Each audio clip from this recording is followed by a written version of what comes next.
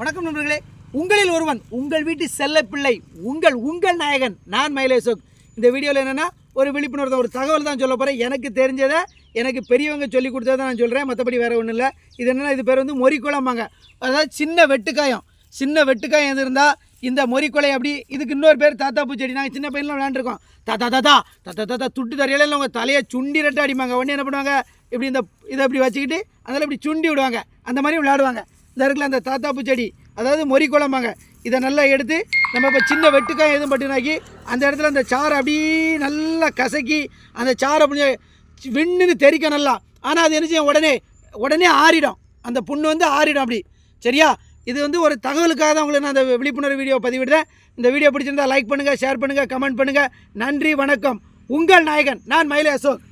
இதை பார்த்துடுங்க. அந்த செடி நான் இதான் தாத்தாப்பூ செடி, மொறிக்கொலை செடின்பாங்க. மொறிக்கொலை.